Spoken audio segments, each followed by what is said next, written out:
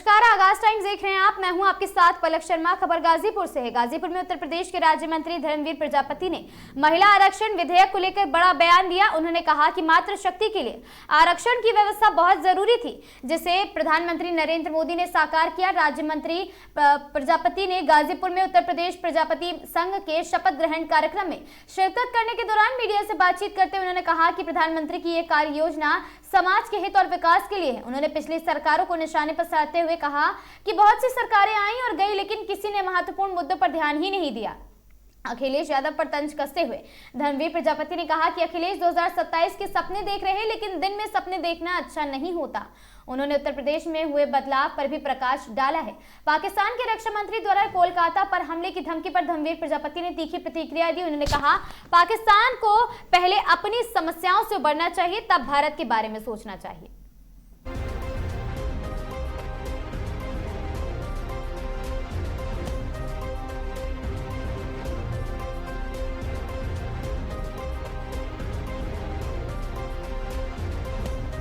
Season budget सत्र भी खत्म हो चुका है, बावजूद इसके जो है उसके लिए अलग से 3 दिन जो है उस बिल के लिए लाया गया है। इसको किस तरह का इस कदम को देखते हैं आप? ये बहुत बड़ा ऐतिहासिक क्रम है। आदि आबादी हमारी मातृशक्ति, उनके लिए आरक्षण की व्यवस्था विधानसभा में लोकसभा में बहुत जरूरी थी और ये इससे पहले की तमाम सरकारें आई और गई, लेकिन आखिर प्रधानमंत्री जी ने ध्यान दिया और प्रधानमंत्री ने इस पर ध्यान नहीं दिया।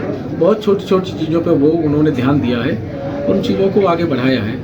सामाजिक स्तर पे बहुत नज़दीकी से आदरणीय प्रधानमंत्री जी ने समाज को देखा है और देखने के बाद वो निर्णय लेते हैं, हर स्तर पे निर्णय लेते हैं। कई कार्य योजना उनकी ऐसी बनी है जो समाज के हित में है और समाज के विकास के लिए है। ऐसे में अखिलेश यादव इसको ये कह रहे हैं कि जब गिनती ही गलत हो तो आरक्षण कैसे मिलेगा? देखिए, अखिलेश जी भी सहायक रहे कि कांग्रेस की जब सरकार थी, तो अखिलेश जी जो सुझाव देना चाहें और सुझाव दे रहे हैं, उस समय उनको कार्य योजना में लेके आना चाहिए था। केंद्र के सरकार कांग्रेस की उनकी बैसाखी के ऊपर चल रही थी, उस समय ध्यान देना चाहिए था। अखिलेश जी भी कुछ 27 के सपने देख रहे हैं। सपने देखना अच्छी बात है, लेकिन दिन में सपने देखना अच्छा नहीं है। योगी जी ने कल एक बयान दिया है, उन्होंने ये कहा है कि नए भारत की फिल्म आप देख रहे होंगे जिसमें जो डकैतों को अब दुत्कारा जा रहा है। निश्चित रूप से अब जो फिल्मकार हैं उनमें हिम्मत बढ़ी है, क्योंकि कानून व्यवस्था उत्तर प्रदेश में मजबूत हुई है। पहले एक ज़िले में एक माफिया हुआ करता था, आज एक ज़िले में ज़िले का जो प्रोडक्ट है, वन डिस्ट्रिक्ट वन प्रोडक्ट के, और साथ में सरकार आगे बढ़ी है, पहचान उत्तर प्रदेश की बनी है। पहले की अगर सरकारों की तुलना करें और आज की ज़मीन आसमान का अंतर है। पहले उत्तर प्रदेश का अगर कोई बच्चा बाहर जाता था, रूम नहीं मिलता था किराए के लिए उत्तर प्रदेश के नाम से। आज उत्तर प्रदेश में हमारे तमाम निवेशक निवेश लगाने के लिए तैयार हैं, क्योंकि उन्हें भरोसा है कि हमारा व्यापार, हमारा ज़मीन, हमारा धन, हमारी संपत्ति सब सुरक्षित है। यूपी में एटीएस ने एक बड़ा भंडाफोड़ किया है कि यूपी को जो है गजवाए हिंद बनाने की प्रक्रिया में ले जाया जा रहा था, जहां पर विकास को जाहिद और लोकेश को सलीम बनाने के कार्य किया जा रहा था। देखिए, जो प्रदेश के विरोध में और देश के विरोध में जो भी संस्थाएं काम कर रही हैं, वो जांच में जो भी संज्ञान में आता है सरकार उस पर एक्शन लेती है। और सरकार कभी भी समाज हित और देश हित और प्रदेश हित में जो भी निर्णय होगा, सरकार कभी निर्णय लेने में संकोच नहीं करती और सरकार ने लिए हैं। सर, पाकिस्तान के रक्षा मंत्री हैं, उन्होंने एक धमकी दिया है भारत को, यदि भारत ने कुछ भी किया तो वो कोलकाता पर हमला करेंगे। पाकिस्तान अपनी परिस्थितियों से ही बाहर उबल ले। हिंदुस्तान के विषय में सोचना, भारत के विषय में सोचना तो बहुत बड़ी बात है। और भारत इस समय इतना शक्तिशाली बन गया है कि पाकिस्तान की हिम्मत ही नहीं है कि वो हमारी तरफ टेढ़ी आंख उठाकर भी देख ले, क्योंकि अब जवाब देना भारत की सेना हमारी अच्छे। अचानक आई तेज आंधी, मूसलाधार बारिश और साथ ही ओलों की मार ने खेतों में खड़ी फसलों को चंद मिनटों में बर्बाद कर दिया। सरसों और दलहन की फसल पूरी तरह गिरकर खराब हो गई। गांव में पूरे सीजन की मेहनत फिर से पानी में हो गई। किसानों को लाखों का नुकसान हुआ, घर परिवार पर संकट। पीड़ित किसानों ने सरकार से तत्काल मुआवजा और राहत की मांग की। अन्नदाता फिर मौसम की मार से टूटा है। अब नजरें प्रशासन की मदद पर हैं।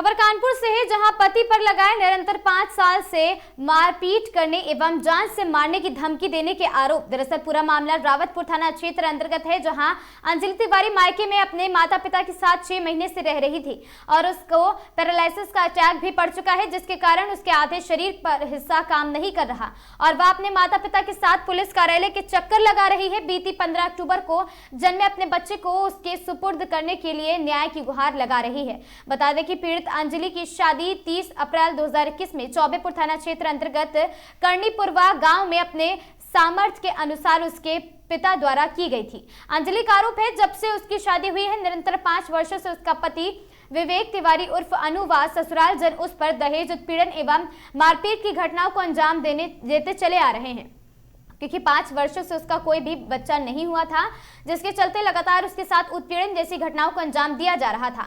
हद पार तो तब हो गई जब अक्टूबर 2025 में उसने एक बच्चे को जन्म दिया, जिसके बाद उसको पैरालिसिस का अटैक भी आ गया। उसके बाद ससुराल जन मायके वालों पर दबाव बनाने लगे कि वह अपनी लड़कियों को इलाज स्वयं कराएं और एक दिन नवजात बच्चे को लेकर उसको उसी अवस्था में अस्पताल में छोड़कर चले गए। इसके बाद पीड़ित अंजलि ने मायके वालों को उसका इलाज करवाया और अभी भी उसकी हालत नाजुक है। वहीं पीड़िता अंजलि के पिता दयाशंकर पांडे ने बताया कि लड़की के ससुराल वालों ने हम लोगों से शादी के समय 6,50,000 रुपए नगद दहेज की डिमांड करी थी, जिसके बाद 5 लाख का खर्च हम लोगों ने कर दिया था, पर 1.5 लाख तो बचे थे, वहां नहीं कर सके। तब से निरंतर दहेज का दबाव बनाते और मेरी लड़की के साथ मारपीट जैसी घटनाओं को अंजाम दिया करते हैं। हमारा नाम दयाशंकर पांडे है। समस्या ये है कि हमारी बेटी की शादी 30 अप्रैल 2021 में कर्णीपुरवा के विवेक उर्फ अन्नू के साथ हुई थी। जब से विवेक की शादी हुई तब से ये लोग पूरा घर हमारी बेटी को प्रताड़ित करता रहा और जो है इसके बाद में उसके पहले तो बच्चे के लिए प्रताड़ित किया, इसके बाद में जब बच्चा हो गया 4 साल के बाद में तो उसको बच्चे को छीन लिया और वो पैरालाइज हो गई, बीमार पड़ गई। तो यहाँ रामा हॉस्पिटल में रही 1 महीने, इसके बाद एक बगिया क्रॉसिंग कल्याणपुर में डाल गए। और हम लोग बुजुर्ग हैं, दोनों लोग 70 साल की उम्र है। अब आप बताइए, न तो नौकरी है मेरे पास न कुछ भी है, हम किस तरह से गुजारा करें और किस तरह से पुलिस को इंटरेस्ट ले नहीं रही है।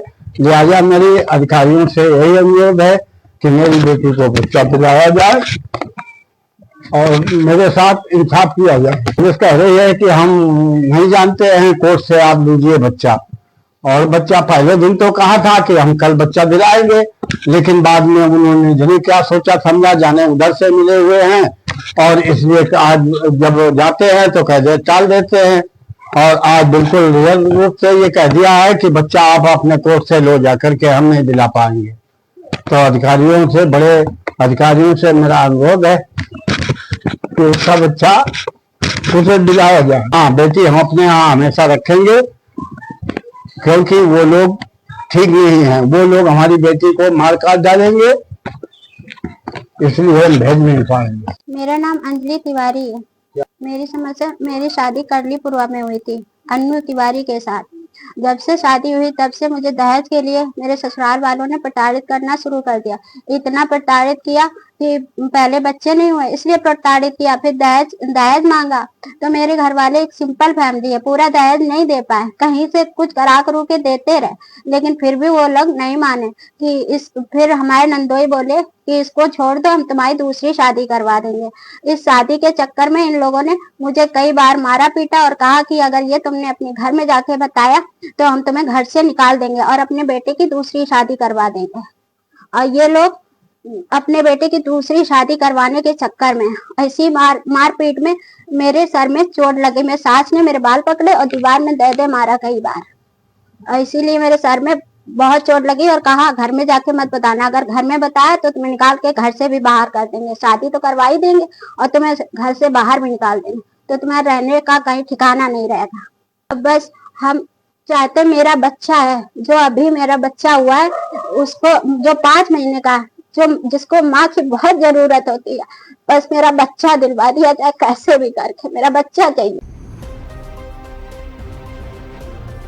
खबर हरदोई से है, जहां पर देहानी थाना क्षेत्र में नहर कोठी परिसर स्थित पौधशाला से सरकारी पंपिंग सेट चोरी का मामला सामने आया है। पुलिस ने कार्रवाई करते हुए 2 आरोपियों को गिरफ्तार किया।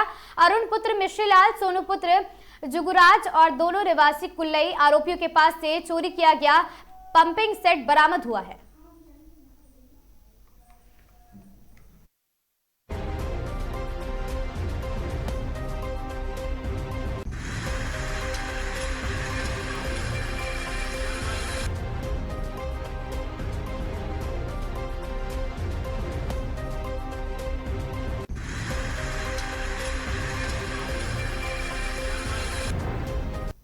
खबर सीतापुर से है, जहां थाना सदरपुर क्षेत्र में भीषण सड़क हादसा हो गया। भूसी लदा ट्रक पिकअप पर पलटा है, 3 की मौके पर दर्दनाक मौत, 1 की हालत गंभीर। अनियंत्रित ट्रक बना काल, 3 की मौके पर मौत। बिस्वा रेउसा मार्ग पर हादसे से मचा हड़कंप, चपेट में पिकअप सवार 4 लोग। जिंदगी मौत से जूझ रहा एक। पुलिस ने शव को पोस्टमार्टम के लिए भेज कार्रवाई जांच शुरू कर दी।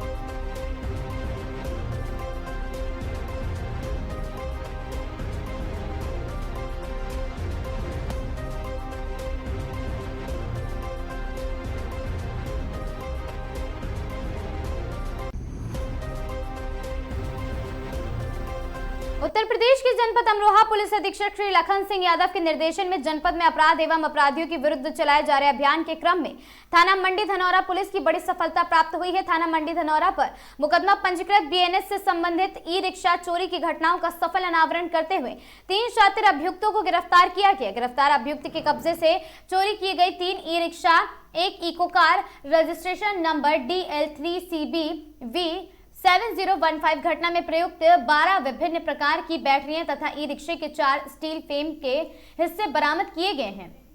पुलिस द्वारा संदिग्ध वाहन व्यक्ति चेकिंग के दौरान सूचना पर रामगंगा पोषक नहर पटरी के पास से 3 अभियुक्तों को गिरफ्तार किया गया। पूछताछ में अभियुक्तों द्वारा बताया गया कि वे सुनसान स्थानों पर खड़े ई रिक्शा की रेकी कर चोरी करते थे। चोरी के उपरांत उनके पार्ट्स अलग अलग कर कबाड़ियों को बेच देते थे।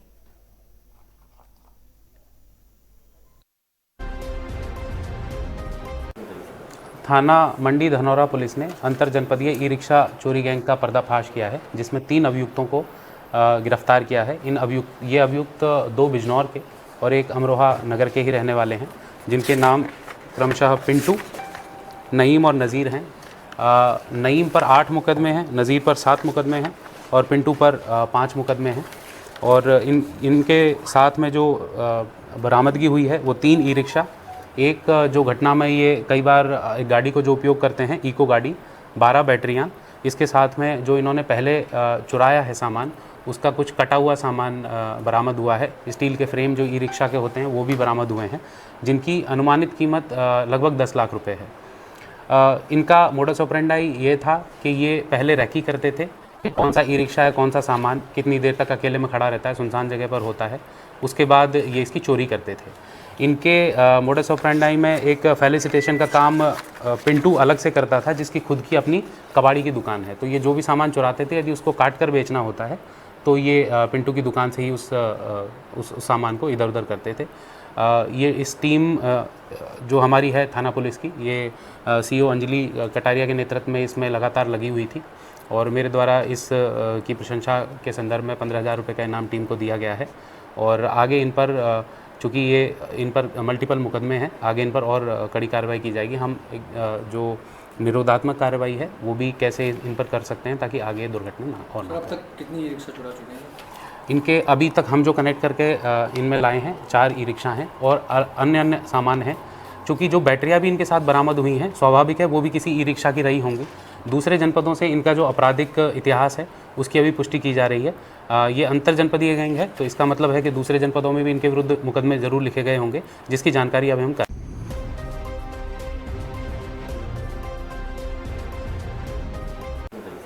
थाना मंडी धनौरा पुलिस ने अंतर जनपदीय ई-रिक्शा रावतपुर थाना क्षेत्र के अंतर्गत 2 पक्षों में हुआ जमकर विवाद। दोनों तरफ से हुए लोग गंभीर रूप से घायल। मारपीट का वीडियो सोशल मीडिया पर हुआ वायरल। लाठी डंडों से मारपीट का वीडियो वायरल हुआ है। पुलिस ने दोनों पक्षों को कराया मेडिकल में भर्ती और साथ ही पूरा मामला रावतपुर थाना क्षेत्र का है।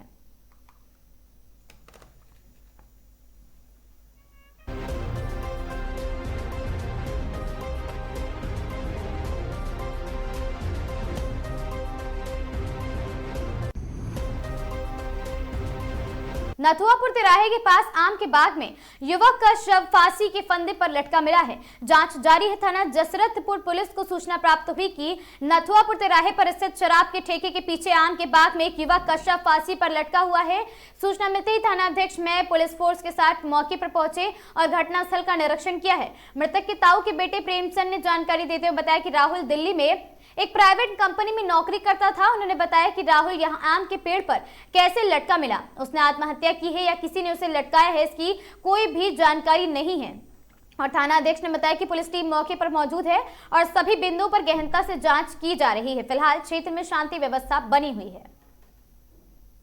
आफ्टर ये था शाम को इनके पास फोन आया, हमारे चाचा के पास इनकी लड़की ने फोन किया कि आप घर पे नहीं होना, रात में पुलिस आ सकती है आपके यहाँ। तो ये फांसी लगाई गई है और क्या, ये तो चाहिए हमारे चाचा के पास इनकी लड़की ने फोन किया। उत्तर प्रदेश के जनपद अमरोहा के थाना नौगावा सादात क्षेत्र के अंतर्गत आने वाले गांव काशमपुर मेव में शादी समारोह में हुए विवाद को लेकर मारपीट फायरिंग की घटना में अभियोग पंजीकृत 2 अभियुक्तों को थाना नौगावा सादात पुलिस ने किया गिरफ्तार, जिनके कब्जे से घटना में प्रयुक्त 2 तमंचे व खोखा व 2 जिंदा कारतूस बरामद है। बताते चले कि दिनांक 4 अप्रैल 2026 की रात्रि में वादी शिवापुल पुत्र नवाब अली निवासी ग्राम कासमपुर में थाना नौगावा सादात जनपद अमरोहा द्वारा नौगावा सादात पर तहरीर दी गई थी। अभियुक्तगण द्वारा वादी के परिजनों के साथ गाली गलौज, मारपीट एवं जान से मारने की धमकी दी गई थी। प्राप्त तहरीर के आधार पर थाना नौगावा सादात पर मुकदमा BNS बनाम अभियुक्तगण पुलिस द्वारा त्वरित कार्रवाई करते हुए से नामित अभियुक्त समीर व शाहरुख को मैं घटना में प्रयुक्त 2 तमंचे, 2 खोखा कारतूस व 2 जिंदा कारतूस सहित गिरफ्तार कर वैधानिक कार्रवाई की जा रही है।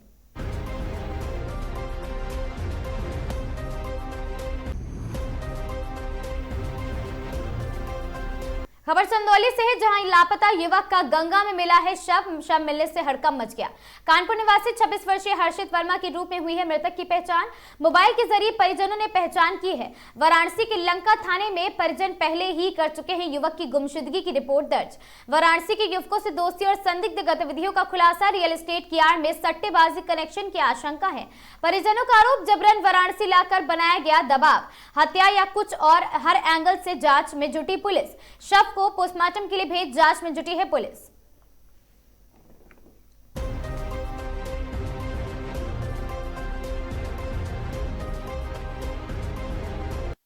अपना नाम ऊपर से बताएं। मेरा नाम विनोद कुमार वर्मा है, मैं कानपुर का रहने वाला हूँ। क्या घटनाक्रम है पूरा? क्रम यह है कि मेरा भतीजा जो है यहाँ पर बनारस के अंदर काम किया करता था और काफी महीनों से यहाँ पर काम कर रहा था।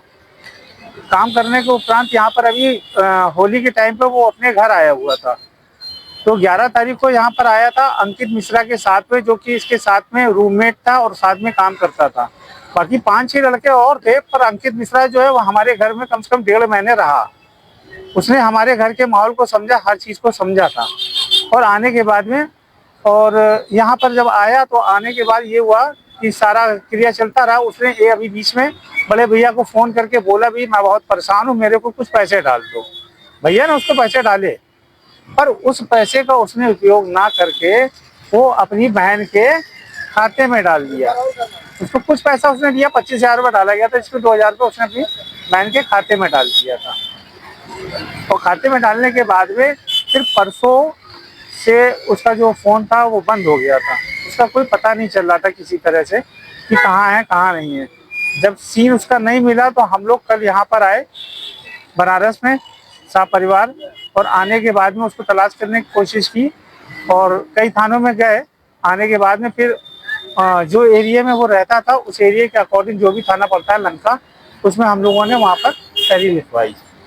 लिखवाने के बाद में फिर वहाँ से कार्रवाई की गई। उन लड़कों को अपने हिरासत में लिया गया। अंकित मिश्रा थे, प्रांजुल दुबे, 3 लोगों को लिया गया। जबकि मेरे पास सारा रिकॉर्डिंग था, 3 लोगों को लिया गया था और बाकी मेरे पास सारा रिकॉर्डिंग था वो मैंने दिया था। क्योंकि हमारे आने के समय हमको प्रांजुल दुबे ने भी फ़ोन किया था और बार बार पूछ रहे थे कब आ रहे हो कब आ रहे हो, तो मैंने बताया भी था उनसे मैं आ रहा हूँ। तो उन्होंने बीच में हमसे कुछ शब्द ऐसे बोले कि आप आइए, लड़का भी मिल जाएगा और पैसा भी हो जाएगा। तो इसका मेरे को आधार नहीं समझ में आया, कहने का तुक क्या है। या तो मेरा लड़का उनके पास था, उसके बाद वो मृतक घोषित किया गया, या फिर कुछ और कहानी। ये बस हम इस सच्चाई को जानना चाहते हैं, और अगर उन्होंने कुछ ऐसा किया है तो मेरा तो यही है कि उनको सजा मिलनी चाहिए कुल मिलाकर। ताकि आज आपको सूचना कैसे मिली गंगा जी को मिला है? अभी मेरे को सुबह एक कॉल आया था लड़के के दोस्त के पास में, और उसका जो नंबर था हर्षित का, हर्षित नाम से ही कॉल आ रही थी। तो ये हुआ कि हर्षित का नंबर ऑन हो चुका है। तो जब उनसे बात हुई तो उन्होंने बताया कि मुगल सराय थाने से बोल रहा है और एक बॉडी है, उसको आप ले जाओ, उसके पास से मोबाइल मिला है। तो उसके जरिए मैंने ये कॉल की है। उसमें नंबर सेव थे, उन नंबर पर फिर वो एक कॉल मेरे घर पे कानपुर भी गई।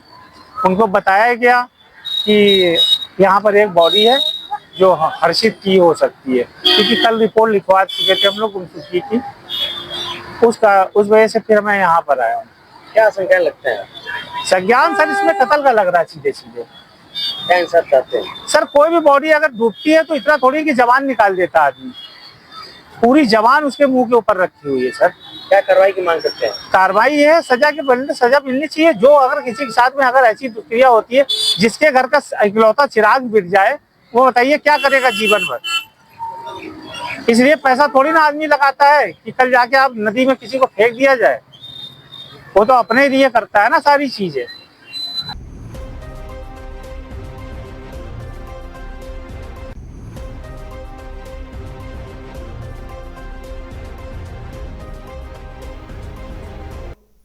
खबर सिद्धार्थनगर से है, जहां सिद्धार्थनगर के इटावा थाना क्षेत्र के धोबड़ी गांव में धर्म परिवर्तन के नाम पर उत्पीड़न का सनसनीखेज मामला सामने आया।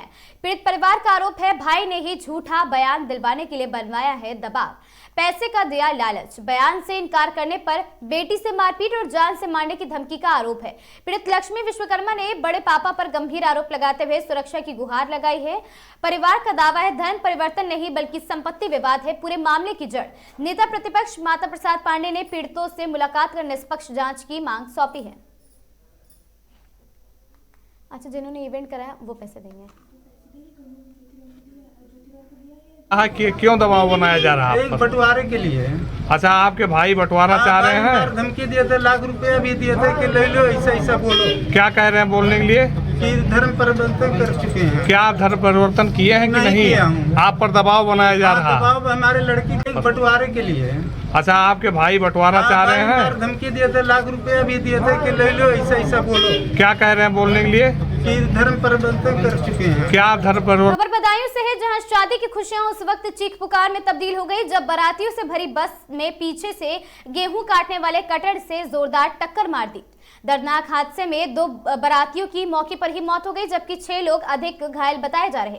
घटना के बाद बारात में शामिल लोगों और साथी परिजनों में कोहराम मच गया। हादसा मुजरिया थाना क्षेत्र के दिल्ली मेरठ हाईवे स्थित सफदलपुर मोड़ के पास हुआ है और साथ ही उसैद वार्ड संख्या 7 निवासी फरासत के बेटे शोएब अली की बारात कोहलिया गांव जा रही थी। बस में सवार परिवार के लोग और रिश्तेदार सवार थे।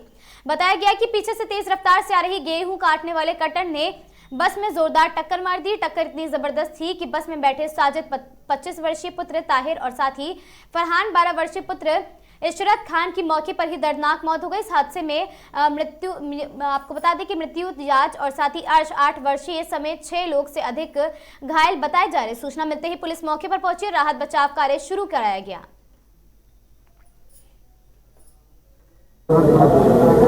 एक सड़क हादसे में यहाँ कुछ लोग आए, कितने लोग बीडी हैं और कितने लोग घायल हैं? अभी तक जो यहाँ पे भी आए हुए हैं 2 ब्रॉड डेड हैं, उसमें एक एडल्ट और एक बच्चा है और बाकी 5 से ज़्यादा पेशेंट अभी तक आ चुके हैं। उनमें 2 पेशेंट सीरियसली इंजर्ड हैं और बाकी जो माइनर इंजरीज हैं, लेकिन सभी को यहाँ पे एडमिट कर लिया गया है और उनको ट्रीटमेंट दिया जा रहा है।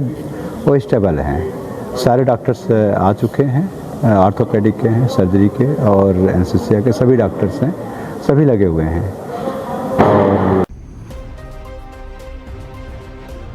एक सड़क हादसे में इकदिल थाना अंतर्गत देर रात मानिकपुर मोड़ पर दवा लेकर रोड पार कर रहे युवक को अज्ञात वाहन ने टक्कर मार दी जोरदार। सूचना पर पहुंची डायल 112 और थाना इकदिल पुलिस पहुंची। शव को एम्बुलेंस द्वारा जिला अस्पताल में भिजवाया है। जानकारी के अनुसार गुरुवचन पुत्र कृष्ण मुरारी उम्र लगभग 28 वर्षीय मूल निवासी ग्राम हरचंद थाना बुरारी एवं वर्तमान निवासी अड्डा सती का निवासी है। पिता रिटायर परिवहन विभाग से हुए और साथ ही पिता ने बताया कि गुरुवचन दवा लेने के लिए गया हुआ था। गुरुवचन अपने पीछे 2 मासूम बच्चों को छोड़ गया है। पत्नी पूजा का रो रो कर बुरा हाल है। क्या नाम भैया आपका? एक मिनट, क्या नाम है आपका? सौरभ। ये आपके चाचा जो घटना हुई है, चाचा क्या नाम है? गुरुवचन सिंह। गुरुवचन सिंह। इनके पिताजी का नाम? श्री कृष्ण। क्या नाम भैया आपका? एक मिनट, क्या नाम है आपका? सौरभ। ये आपके चाचा जो घटना हुई है, चाचा क्या नाम है? गुरुवचन सिंह। गुरुवचन सिंह। इनके पिताजी का नाम? श्री कृष्ण। क्या नाम भैया आपका? खबर चंदौली से है, जहां समय से पहले बंद हो जाती है सरकारी देशी शराब की दुकान। सेल्समैन की लापरवाही से सरकार को हो रहा राजस्व का घाटा। ग्राहक दुकान बंद देख निराश होकर लौट जाते हैं वापस। अक्सर समय से घंटों पहले ही दुकान हो जाती है बंद। शिकायत के बाद भी आबकारी विभाग नहीं करता कार्रवाई।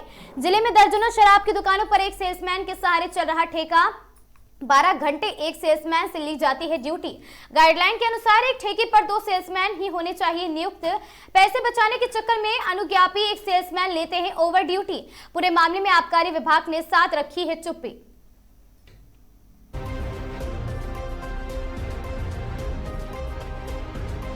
क्या नाम है आपका? हमारा नाम विजय है। हम कहाँ के रहने वाले हैं? हम आए हैं बर्थरा से। विजय जी, आप देसी शराब बड़ौरा पे आए हैं। हाँ। क्या समस्या आपकी है? हम आए हैं माल लेने, बाकी यहाँ पे अभी समय हो रहा है 9:40। यहाँ पे शराब ठेका बंद हो चुकी है। क्या कहना चाहेंगे? क्या कहना चाहेंगे, यही मतलब कि 10 बजे जो समय है उससे पहले ही बंद हो चुका है। तो यहाँ पहली बार आए हैं कि इससे पहले भी आए हैं? और पहले आए हैं, बाकी अभी पहले ही बंद हो चुका है। इससे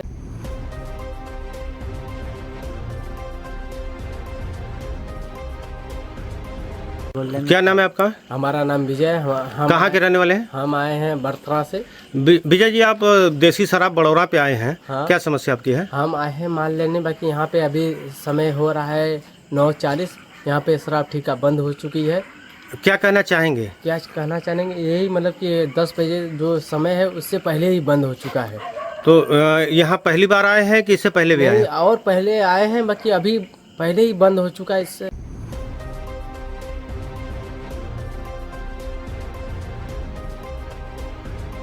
क्या नाम है आपका? हमारा नाम विजय है। हम कहाँ के रहने वाले हैं? हम आए हैं बर्तरा से।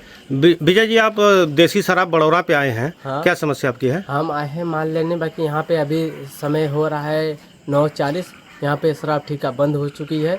क्या कहना चाहेंगे? क्या कहना चाहेंगे, यही मतलब कि 10 बजे जो समय है उससे पहले ही बंद हो चुका है।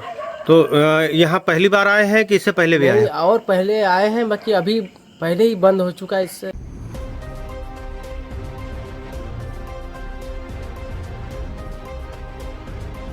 क्या नाम है आपका? हमारा नाम विजय है। कहाँ के रहने वाले हैं? हम आए हैं बर्तरा से। विजय जी, आप देसी शराब बड़ौरा पे आए हैं। हाँ। क्या समस्या आपकी है? हम आए हैं माल लेने, बाकी यहाँ पे अभी समय हो रहा है 9:40। यहाँ पे शराब ठेका बंद हो चुकी है। क्या कहना चाहेंगे? क्या कहना चाहेंगे, यही मतलब कि 10 बजे जो समय है उससे पहले ही बंद हो चुका है। तो यहाँ पहली बार आए हैं कि इससे पहले भी आए हैं? और पहले आए हैं, बाकी अभी पहले ही बंद हो चुका है इससे।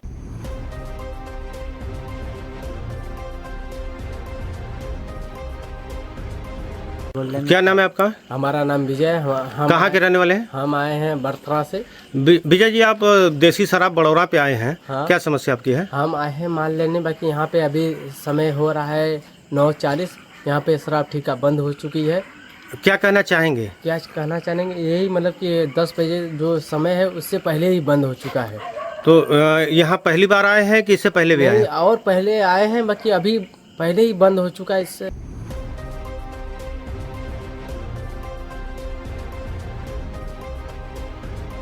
क्या नाम है आपका? हमारा नाम विजय है। कहाँ के रहने वाले हैं? हम आए हैं बर्तरा से। विजय जी, आप देसी शराब बड़ौरा पे आए हैं। हाँ। क्या समस्या आपकी है? हम आए हैं माल लेने, बाकी यहाँ पे अभी समय हो रहा है 9:40। यहाँ पे शराब ठेका बंद हो चुकी है। क्या कहना चाहेंगे? क्या कहना चाहेंगे, यही मतलब कि 10 बजे जो समय है उससे पहले ही बंद हो चुका है। तो यहाँ पहली बार आए हैं कि इससे पहले भी आए हैं? और पहले आए हैं, बाकी अभी पहले ही बंद हो चुका है इससे।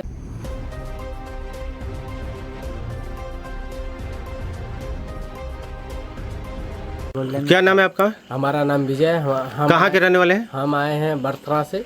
विजय जी, आप देसी शराब बड़ौरा पे आए हैं। हाँ। क्या समस्या आपकी है? हम आए हैं माल लेने, बाकी यहाँ पे अभी समय हो रहा है 9:40। यहाँ पे शराब ठेका बंद हो चुकी है।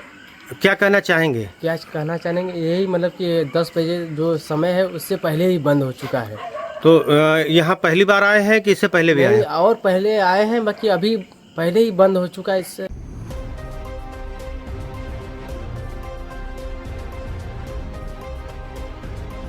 क्या नाम है आपका? हमारा नाम विजय है। कहाँ के रहने वाले हैं? हम आए हैं बर्तरा से। विजय जी, आप देसी शराब बड़ौरा पे आए हैं। हाँ। क्या समस्या आपकी है? हम आए हैं माल लेने, बाकी यहाँ पे अभी समय हो रहा है 9:40। यहाँ पे शराब ठेका बंद हो चुकी है। क्या कहना चाहेंगे? क्या कहना चाहेंगे, यही मतलब कि 10 बजे जो समय है उससे पहले ही बंद हो चुका है। तो यहाँ पहली बार आए हैं कि इससे पहले भी आए हैं? और पहले आए हैं, बाकी अभी पहले ही बंद हो चुका है इससे।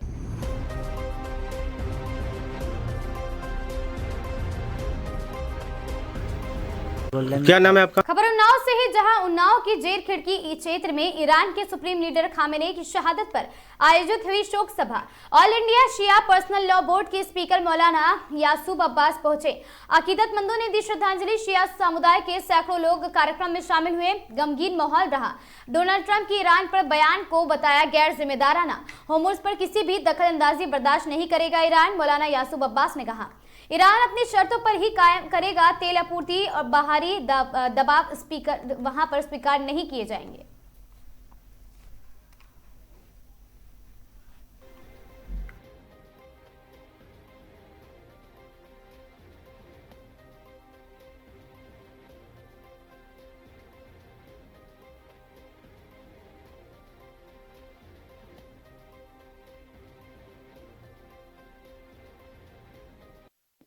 देखिए, अमेरिका की नाजायज औलाद इजराइल है और इजराइल की नाजायज औलाद सऊदी अरब है।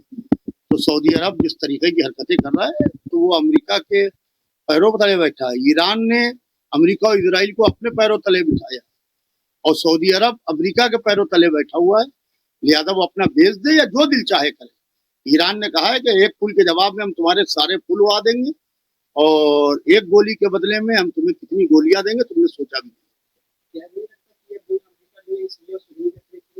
देखिए, शिया और सुन्नी की इसमें बात नहीं है। जिस तरीके से शिया और सुन्नी के बीच में बात की जा रही है, इसके अंदर शिया और सुन्नी का कोई ताल्लुक नहीं है। सारे सुन्नी मुसलमान पूरी तरीके से हक पर पसंद इंसान ईरान के साथ हैं, और इसके अंदर शिया और सुन्नी की बात न लाइए बीच में। शिया और सुन्नी की कोई बात नहीं।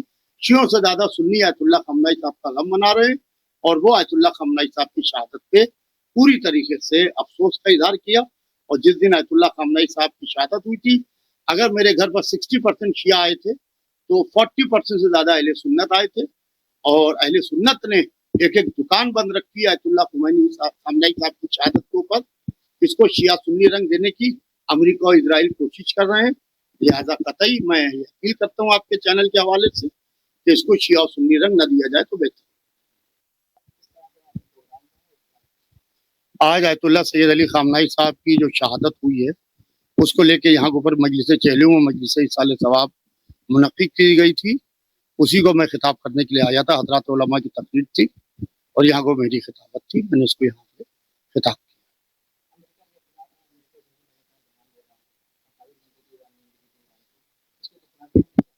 देखिए, डोनाल्ड ट्रंप पूरी तरीके से दीवाना हो चुका है, और पूरी तरीके से जिस तरीके से वो गुफ्तगू कर रहा है कि वो सुबह कुछ कहता है, दोपहर को कुछ कहता है, रात को कुछ कहता है। ईरान के हमलों से वो पूरी तरीके से बौखलाया हुआ है, और पहले सोच रहा था कि हम सुपर पावर हैं, हम पूरी तरीके से ईरान को अपने कंट्रोल में ले लेंगे। लिहाजा अब जब ईरान मुसलसल हमले पर हमले कर रहा है, तो वो घबरा के बौला के बयान दे रहा है। कोई भी संजीदा और पढ़ा लिखा आदमी डोनाल्ड ट्रंप के 4-5 दिन हफ्ता भर के बयानों को देखे तो वो कहेगा ये किसी संजीदा और किसी बड़े मुल्क के सरबराह का बयान नहीं है, ये किसी जैसे बच्चे हंसी मजाक करते हैं इस तरीके का बयान है। ईरान ने अपने हमले कर करके उसको ज़हनी दिया। वो ईरान की तारीख अगर से पढ़ लें, और पहले तो उन्होंने कहा था कि हम हारमूज के मसले पर सारे मुल्क जिसको तेल लेना वो आए और आगे खोले। अब हारमूज खोलने की बात कर रहे हैं पूरी तरीके से। लिहाजा जो ईरान चाहेगा वही होगा। हारमूज माइंस पिछा रखी है पूरी तरीके से। अगर से किसी ने ईरान की तरफ निगाह उठा के उधर देखा भी कि हम हुर्मुज स्टेट को पूरी तरीके से दिक्कत में ले आएंगे ईरान को हुर्मुज की वजह से, तो ईरान शिप को नहीं बल्कि पूरी तरीके से उन मिडिल ईस्ट को और उन खाली के देशों को जो पूरी तरीके से अमेरिका को इजराइल को सपोर्ट कर रहे हैं, ईरान ने कहा है कि हम इनको तबाह बर्बाद करें। देखिए, जिस तरीके से हमला हुआ और बच्चियां शहीद हुई, बच्चियां मारी गई, और फिर आयतुल्ला सैयद अली खamenei साहब की शहादत हुई, वो ये ईरान को वेनेजुएला समझे थे, और वो ये समझ रहे थे कि हम आयतुल्ला खamenei साहब को शहीद करके हम रिजीम चेंज करेंगे। ईरान ने साफ कह दिया है कि हम आखिरी गोली और आखिरी आदमी तक की लड़ाई लड़ेंगे, या जंग में हमारी फतह होगी या जंग में हमारी शहादत होगी। और आप देख लीजिए, आज 37वां दिन जो है जंग का है, और पूरी तरीके से ईरान भरपूर तरीके से मुकाबला कर रहा है। इसका मतलब इतना तो आप समझ सकते हैं कि 17-18 मुल्क मिलके जिसके अंदर 2-2 सुपर पावर्स, इजराइल भी अपने को सुपर पावर और अमेरिका भी सुपर पावर, ये मिलके ईरान का कुछ बिगाड़ नहीं पा रहे, क्योंकि ईरान जो है वो सुपर पावर अल्लाह को मानता है, ईश्वर को मानता है, वो अमेरिका और इजराइल को सुपर पावर।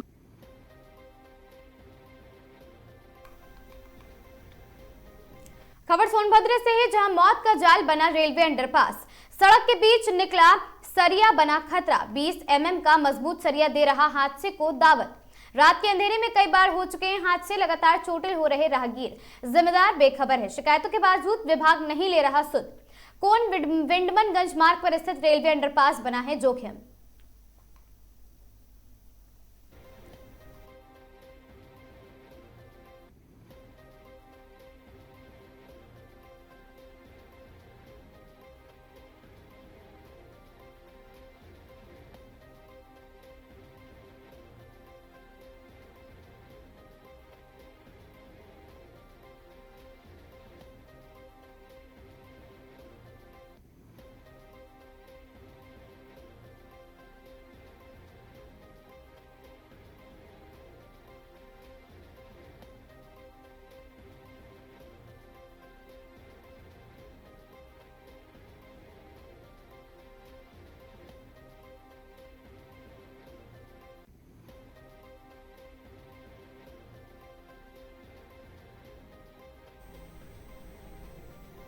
ग्रीक नगरी ऋषिकेश में मानवता को शर्मसार करने वाला एक मामला सामने आया। यहाँ एक महिला की तहरीर पर पुलिस ने 3 रसूखदार प्रॉपर्टी डीलरों के खिलाफ सामूहिक दुष्कर्म, बंधक बनाने और जान से मारने की धमकी देने जैसे संगीन धाराओं में मुकदमा दर्ज किया है।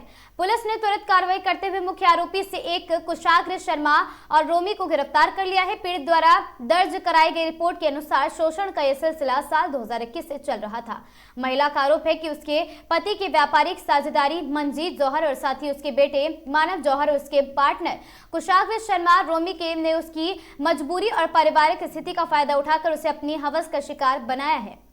सास को बताने पर भी कोई मदद नहीं मिली। फरवरी 2023 में पति खुद पीड़िता को एक पेंट हाउस में ले गया, जहां मानव जौहर ने नशीले पदार्थ पिलाकर उसके साथ दरिंदगी की और अश्लील फोटो भी खींची है। इसके बाद कुशाग्र शर्मा रोमी ने उन तस्वीरों के जरिए पीड़िता को ब्लैकमेल करना शुरू कर दिया। उसे देहरादून और ऋषिकेश के विभिन्न होटलों में ले जाकर बार बार दुष्कर्म किया और पीड़िता ने अब तक चुप रहने की बात वजह बताते हुए कहा कि आरोपी उसे बार बार उसके बीमार पति और उसकी इकलौती बेटी को जान से मारने की धमकी देते थे और पीड़िता के मुताबिक आरोपी कहते थे कि उसके परिवार की ऐसी जगह ठिकाने में लगा देंगे कि कोई ढूंढ भी नहीं पाएगा।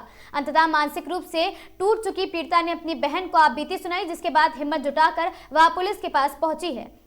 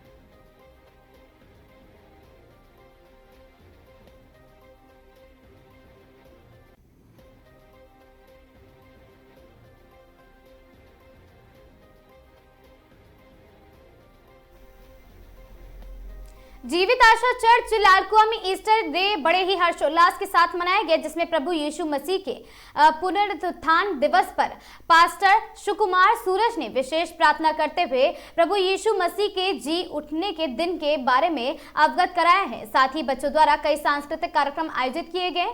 बताते चले कि ईसाई धर्म के अनुसार ईस्टर डे पर ईसा मसीह को सूली पर लटकाए जाने के तीसरे दिन मरने के उपरांत पुनर्जीवित हो गए थे, जिसके रूप में आज ईस्टर डे मनाया जाता है। और साथ ही प्रभु यीशु मसीह की आराधना में गीतों, भजनों, संगीतों के साथ ईस्टर डे मनाया गया।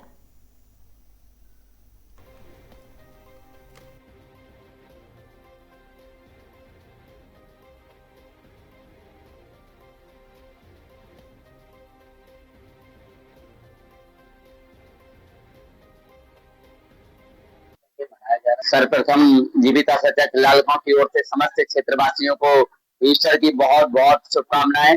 Happy Easter to all our friends from Lalgaon.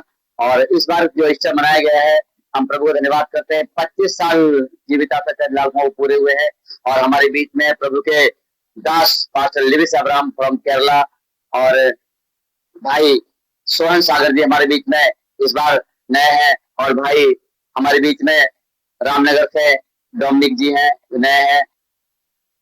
हम लोग सब ने मिलकर पहली बार हमारे बीच में आए और एक अच्छा सेलिब्रेशन किया है और एक संदेश दिया है कि यीशु मसीह मुर्दों में से जी उठा है और वो सबसे प्रेम करता है और सबको उद्धार देना चाहता है। ये जीवित आशा चर्च लालकुआं की ओर से समस्त क्षेत्रवासियों के लिए एक शुभकामना भरा प्रेम संदेश हम दे रहे हैं। प्रभु आशीष से प्रार्थना की गई और समस्त लोगों के लिए प्रार्थना की गई। प्रभु का अभिषेक दिया गया, प्रभु की ओर से प्रभु की महान उपस्थिति रही। सबके लिए भोजन व्यवस्था की गई, सबके लिए मिष्ठान वितरण किया गया और विशेष यहाँ पर ईस्टर का केक काटा गया। पूरी दुनिया ईस्टर बना रहा है, तो बाइबल कह रहा है पवित्र शास्त्र के अनुसार उन्होंने गाड़ा गया है और क्रूस में बलिदान हो गया है। 1 कुरिन्थियों 15:3 में लिखा है वो मृत्यु से जी उठा है। So it is time of happiness, हमारा आनंद का दिन है। यीशु मसीह हमारे लिए गढ़ा गया, लेकिन पूरी दुनिया के लिए वो आनंद का दिन है, क्योंकि उद्धार है।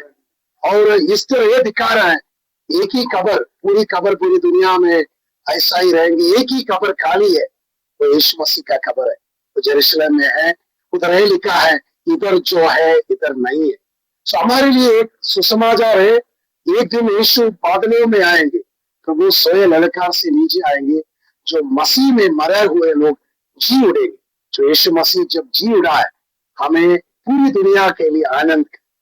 प्रकाशित वाक्य 5:9 में ये लिखा है, हर भाषा, हर जाति, हर कुल, हर जाति का लोग उसकी लहू से मोल लिया है। And you have been made victorious through the blood of Jesus Christ. आज यीशु मसीह में आप विश्वास करेंगे, आप कभी भी निश्चित नहीं होगा, हमारा जीवन में आनंदित हो गया। मैं और पास्टर हम लोग सब इधर एक दिन में हम दुनिया का दारी में था, शराब और नशा और जो भी है हमारा लाइफ में, हमारा जवानी में, लेकिन एक दिन हमें यीशु मिल गया। वही हमारे लिए सबसे बड़ा ईस्टर। और वो दिन यीशु हमारे अंदर जन्मा है। आज हम रियली ईस्टर को मना रहा है। वो इस सुसमाचार हम लोग आपसे बोलना चाहते हैं, if you believe in Jesus, वो आपका लाइफ चेंज करेंगे। आनंद का दिन आपका है। बाइबल में यीशु मसीह ये कह रहा है, ये परिश्रम करने वाले और बोझ से दबे हुए लोग मेरे पास आओ, मैं तुम्हें विश्राम दूंगा। तो यीशु मसीह आप सबको आशीष करे। हम सबका चेहरा देख रहा है ना, हम लोग आज नाचा है, बच्चे लोगों के साथ आनंदित किया। यीशु मसीह का उद्धार हमारे लिए फेस्टिवल की तरह है, और आप लोग भी, यीशु मसीह आपको भी आशीष करे।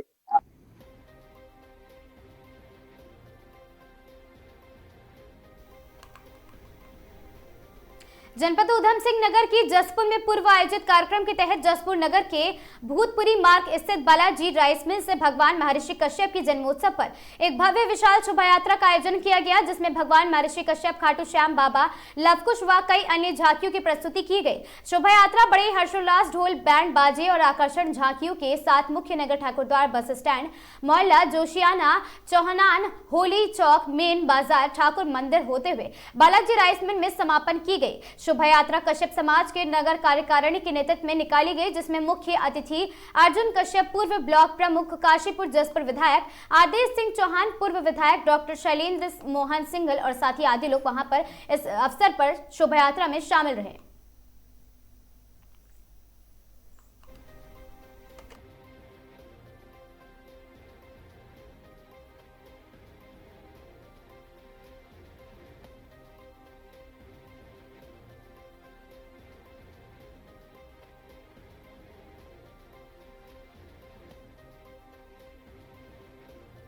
प्रथम मैं आप सभी पत्रकार बंधुओं को प्रणाम करता हूं और मुझे बहुत खुशी है आज आप इस यात्रा में, है ना, शोभा यात्रा में शामिल हुए हैं। और जैसे कि आप जानते हैं 5 अप्रैल ये हमारे लिए बहुत ही बड़ा हर्ष का विषय है और दिन है कि आज के दिन हमारे महर्षि कश्यप जी की हम एक शोभा यात्रा का आयोजन प्रत्येक वर्ष करते हैं। इसी के निमित्त आज हमने जसपुर विधानसभा में आज की यात्रा का शुभारंभ किया और हमारा कश्यप समाज, जो कि एक बहुत बड़ी संख्या है जसपुर विधानसभा में, कम से कम आप, है ना, जब जनगणना करेंगे तो ये 24 से 25 हज़ार की जनगणना की, है ना, एक हमारी समाज की लिस्ट है। और यहाँ पर कश्यप समाज बहुमूल्य क्षेत्र का है और हमने इसी तरीके से प्रत्येक वर्ष की भांति इस वर्ष भी आदरणीय धर्मेंद्र भाई साहब के और, है ना, सोनू भाई साहब की अध्यक्षता में इस शोभा यात्रा का, है ना, आज शुभारंभ किया है। और आज हमारे सभी सहयोगी, हमारे कश्यप समाज के, चाहे वो अध्यक्ष हों, कोषाध्यक्ष हों और भी जितने भी हमारे सदस्य हैं, उन सभी को साथ लेकर हमने इस यात्रा को प्रारंभ किया है। और ये यात्रा इस वर्ष के साथ जैसे आज निकली है, इससे और दुगनी संख्या में अगले वर्ष भी निकलेगी। जी की शोभा यात्रा निकल रही है। ये अब अफजलगढ़ रोड, जो नदही रोड है, बालाजी राइस मिल से वहाँ से स्टार्ट हुई है और ये ठाकुर द्वारा अड्डे होते हुए इधर अपने जोशियान मोहल्ले से होते हुए पूरे नगर में यह होते हुए और फिर वहीं पर जाकर समाप्ति होगी। और ये बहुत ही अच्छा, जगह जगह भव्य स्वागत हुआ है यात्रा का, फूलों की बरसात हुई है और हलवे के प्रसाद का भी वितरण किया गया है। जगह जगह लोगों ने लंगर लगा रखे हैं, बहुत ही भव्य स्वागत हुआ है। शोभा यात्रा बहुत ही जो है सम्मानित, हमारी जनता जो है उसने बहुत ही, हर एक समाज ने इस यात्रा का, शोभा यात्रा का भव्य स्वागत किया गया है। इसमें इस यात्रा में कोई राजनीति से कोई मतलब नहीं था। पूर्व विधायक जी भी, विधायक वर्तमान विधायक जी भी और सभी पार्टियों के यहाँ पर सम्मिलित थे। ये एक सर्व समाज का काम था। कश्यप समाज के जो भगवान जी का महर्षि जी हैं, उनके जो जन्म जो पर्व है, प्रकाश पर्व कह देते हैं, भगवान का प्रकाश होता है, जन्म नहीं होते, तो जन्म तो स्थानों के होते हैं। तो प्रकाश पर्व के उत्सव पर ये बड़ी धूमधाम से यह पर्व मनाया गया है। कल ऋषिकेश बैराज की झील में UJVN लिमिटेड SXC प्लान उतारने का किया जा रहा है और इससे उत्तराखंड में पर्यटन को नई गति मिलेगी। अगर ये सेवा शुरू होती है तो दुर्गम और दूरस्थ क्षेत्रों में त्वरित और सुगम हवाई स्पार्क स्थापित हो जाएंगे, जिससे आपदा और राहत कार्य में तेजी आएगी। पहले उत्तराखंड के आर्थिक विकास और आधुनिक परिवहन व्यवस्था को मजबूत करेगी। पर्यटन की दिशा में एक मजबूत कदम भी होगा।